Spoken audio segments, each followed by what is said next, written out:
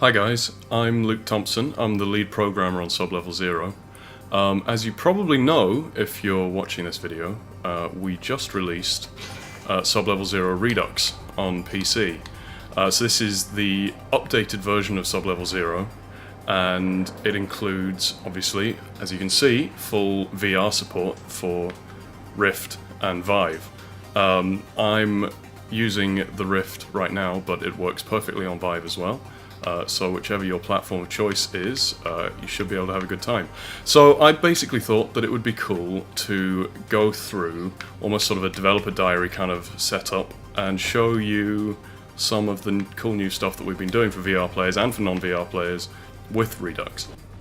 Now, just in advance, I want to apologize in case I do anything wrong. This is kind of my first, I don't even know what you'd call it, like streaming type video that I've ever done, so I'm not going to be the most polished Let's Player in the world. So you can look around the entire cockpit, and we've gone to quite a lot of effort to kind of make this feel, as much as it's sort of a low poly world, make this feel like a space that you can actually inhabit. It's nice and chunky and solid, and you sort of feel like you can reach out and touch it, which is one of the really cool things about VR for us. It's that sort of feeling of tangibility.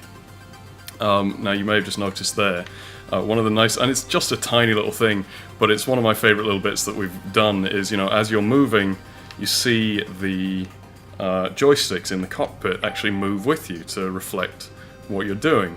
And it doesn't sort of add to any gameplay, but it really sort of gives a little sense of presence, and it's a nice little touch, and I'm really glad we managed to find the time to get that in there. On that note, actually, I'm using an Xbox controller at the moment, but of course you can use pretty much anything, keyboard and mouse, joystick, two joysticks, HOTAS, any kind of setup you want to do. The game will be happy with that.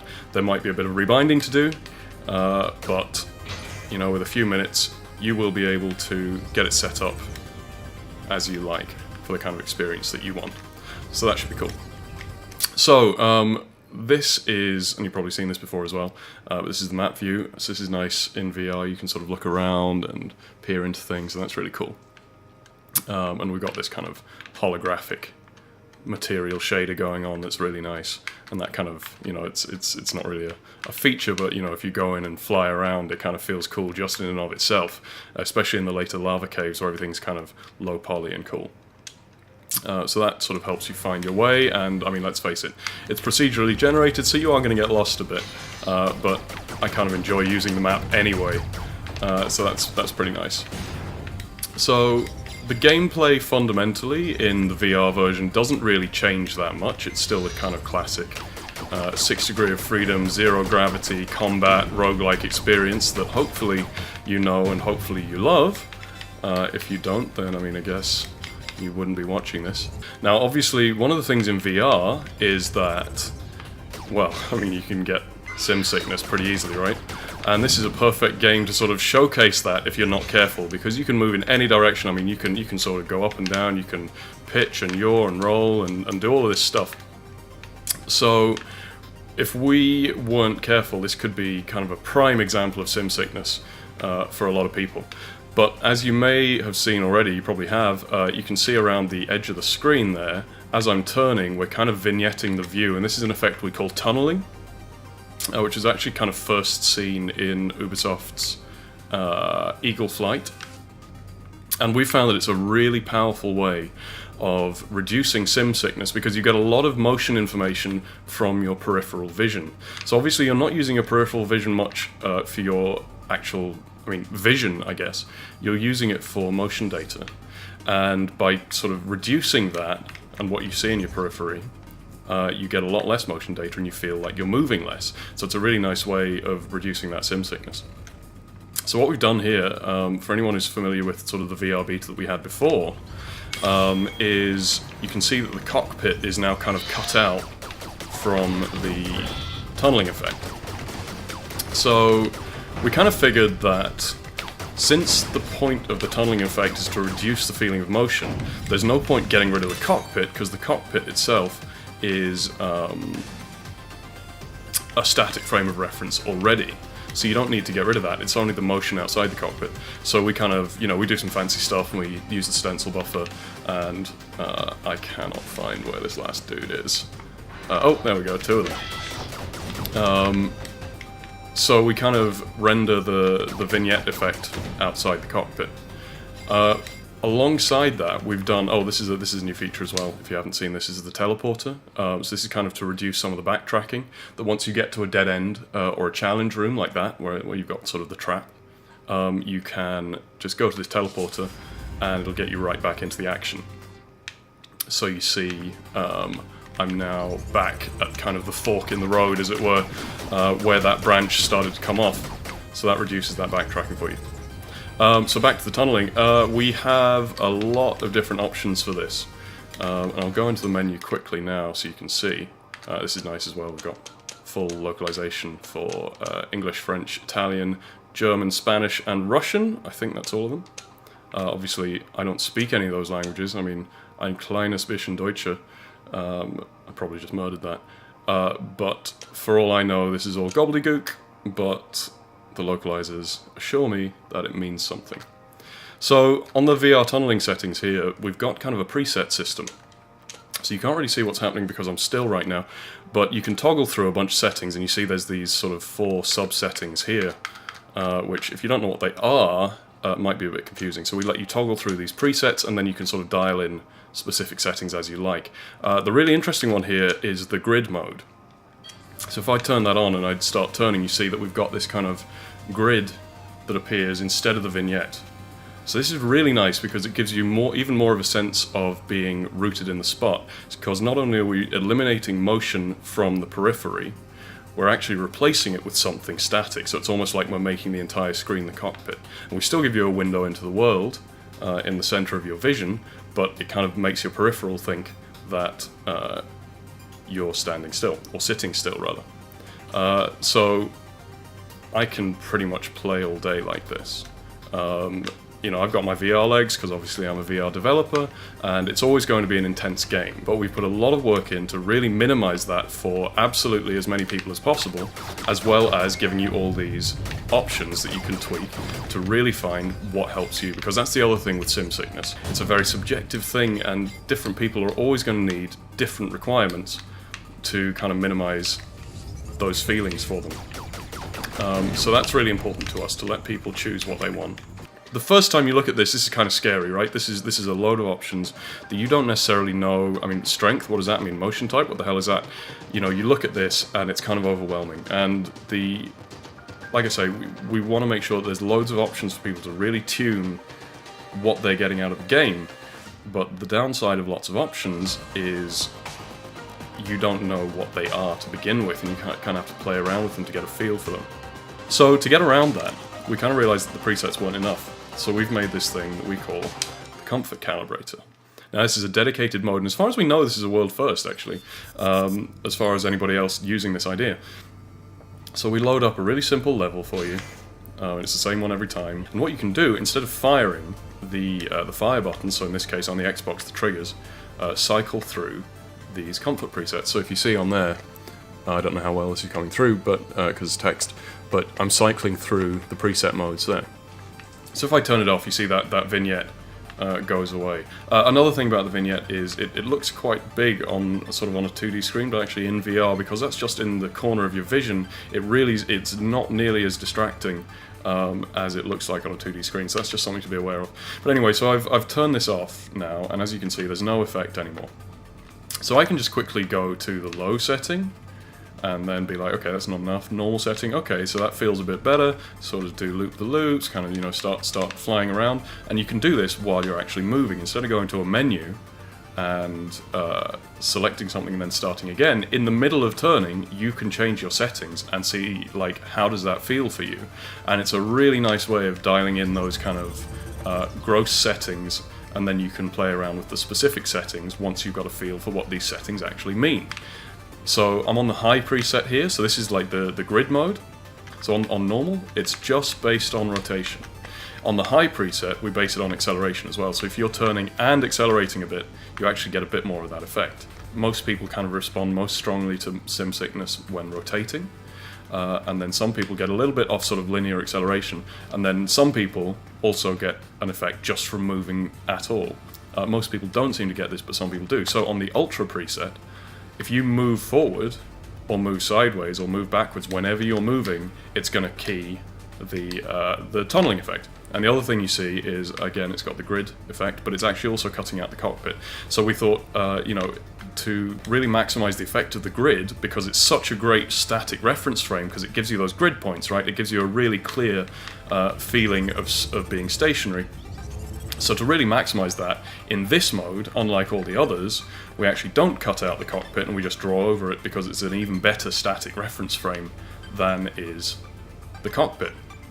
So these presets, you know, you set a preset, and then you go out and you go to the menu again and start another game, and what you'll see is that those settings have persisted. So you don't have to sort of go into the menu again and change the settings. That's actually already there, so the settings you've changed are now your defaults. Another thing I want to highlight is what we've done with homing weapons. So in VR now, you can actually use the headset and where you're looking to select targets. I'm using the new Seeker class, which is available in VR or in non-VR. Oh, I didn't mean to kill that guy. And it starts off unlocked, so you can use it immediately. And it starts off with homing missiles and with the smart gun. So this is really about kind of highlighting those homing weapons, which is nice for VR players, and it kind of gives you a chance to start out with something that kind of requires a little less movement of the ship while you're getting used to it. So what you can do with this, with the smart gun for instance, if you hold down fire, it goes into targeting mode, and I can target something by looking at it. And I can let go, and I can fire, and it's got these homing bullets. Likewise, the homing missiles, and this is true of other homing weapons like the homing swarm, you can sort of select your target with your head, and it feels really nice, and it's a nice thing for VR players. It's a nice little interaction that really kind of feels immersive and helps you out in firefights. We've also got another starting class new to Redux called the Reaver, and I'm not going to tell you much about that because it's kind of a secret. You've got to complete the, I think the advanced campaign to unlock it. And it's got some cool little goodies. Like I say, I'm not going to say too much about that, but that's a nice little thing for you guys to uncover. So you can sort of keep unlocking things as you keep playing. So this is you know, coming into the reactor room, the sort of the boss of the first sub-level. And this is a nice easy one. I mean, you know, I say that it's a tricky game, and lots of people are going to take a while to sort of finish the first level even, but I'm an old hand, and obviously I know exactly how this game works because I made the thing. So don't worry if it's not this smooth going for you guys. One of the things that we've done as well is we've really focused on performance here. Now, VR is incredibly intensive in terms of the performance that requirements, mostly because of the sheer resolution and frame rate that you're rendering at. So you kind of have to, you know, push billions of pixels a second because you're rendering at 90 frames per second. You've got two eyes, and they're both high resolution render targets. So that's really hard work. And what we found was that what was really limiting us was the lighting process that we were using. And I'm not going to go into the details.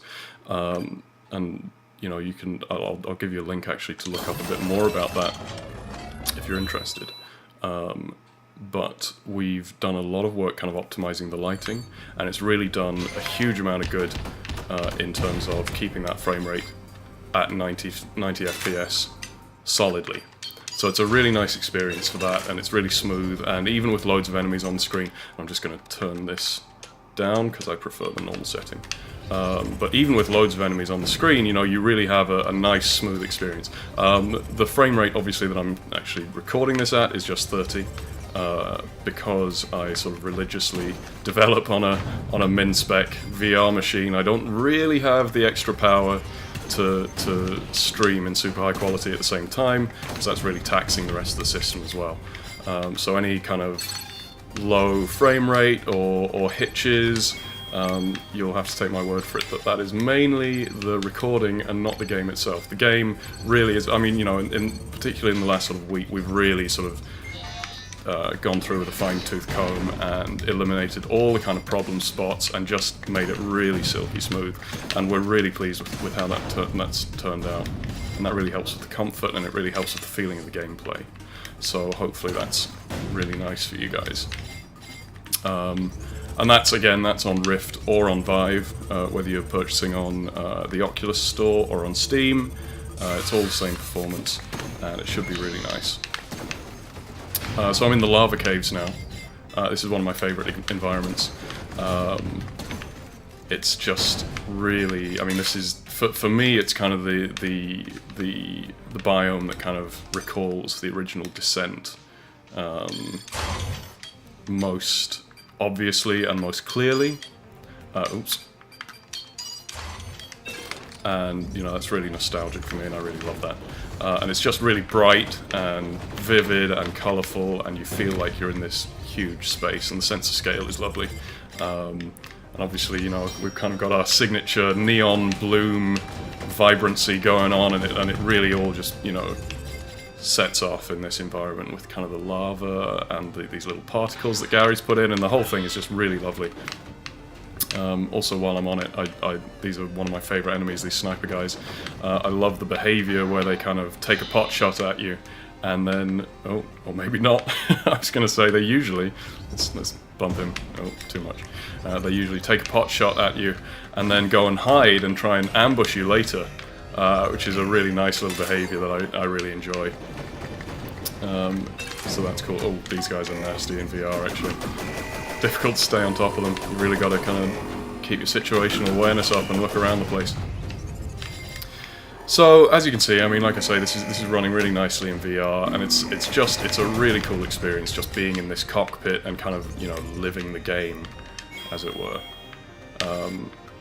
I don't really have a script for this. I'm just kind of going off the top of my head, just playing some stuff and talking to you about the stuff that I'm seeing. So that's a little quick look at just some of the stuff that we've put in Redux, particularly on the VR side of things. So I sort of briefly touched on the technical side of the lighting optimization. I've done a Gama Sutra blog post going into a lot more detail about how we did that optimization and what the performance requirements really are with this kind of game, and why that was a challenge. I'll leave a link in the description, so you can check that out. Obviously, I think it's really super interesting, but then I'm a coder, so what can I say? That's probably not true for most of you guys, and you don't have to care about it if you don't want. But it's interesting for me, and for those of you who really want to see a bit of a deep dive into the technical aspects, and some of the design aspects as well of what we've done with the VR, you can check that out and see what you think. So again, I hope that's been useful for you guys, and I hope it's been interesting seeing one of us actually play through the game. You can follow us on @SigTrapGames on Twitter, and have fun with it.